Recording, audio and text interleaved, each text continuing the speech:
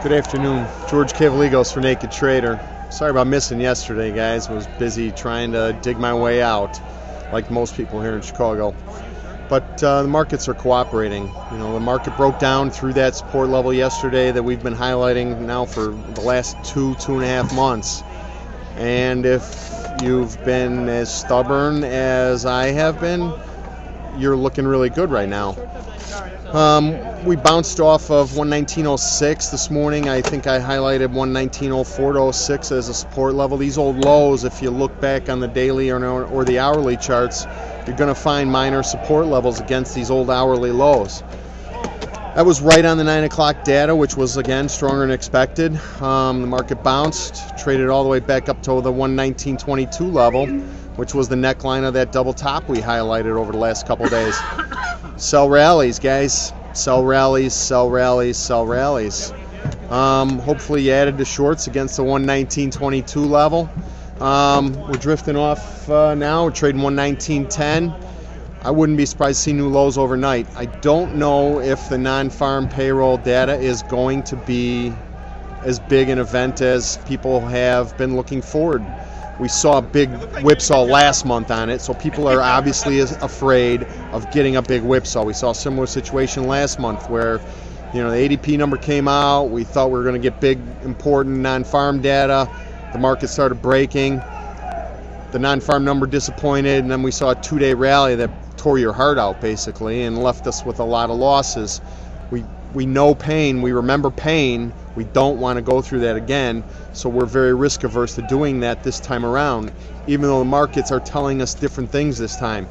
You know, last month we weren't breaking any major support levels as far as I can remember. This month we broke that uptrend that has lasted for 2.5 months. The longer those uptrends last, the more significant they are and the more powerful they can be too on the break. You know, the first objective is the old low at 118.17. It could be further than that, but you know, we'll take this one step at a time now. Obviously, looking for that 118.17 level. I'm actually hoping we can get a bit of a worse than expected number, and the market will rally a little bit tomorrow. And I'm looking for these resistance points that I want to be ready to add to my short positions on any kind of a disappointing non-farm number tomorrow. Obviously, 119.22 is going to be an important level to watch. If it gets real panicky and when the market wants to hit some stops, we can get up to that 120 even to 120.02 where the old uptrend line is. Sneaky market that we have here, I can see it drifting above there a little bit. That's where most of the stops are right now. Take those stops out, give us a chance to sell it against the downtrend. Take a look at the numbers that I just sent out on the email. You know, keep those levels handy, and when the number comes out, be ready to try and sell into that rally. Typically, the first move by the non-farm data, like the Fed meetings, can often be a fade. I don't want to fade this move. I think it could be a big one. You know, unless we get down to 118.17 where I'm looking to cover some shorts, I want to try and sell that uptick around 120, 120.10, somewhere in there. See how the number goes. Try to pick some levels. Keep the charts in front of you. Add to your shorts on that rally. A couple things today that I thought were pretty interesting. Gold and silver were actually a little bit lower earlier this morning. And then once Chairman Bernanke started talking, we had a huge $20 rally in gold, and silver ended up 60 cents.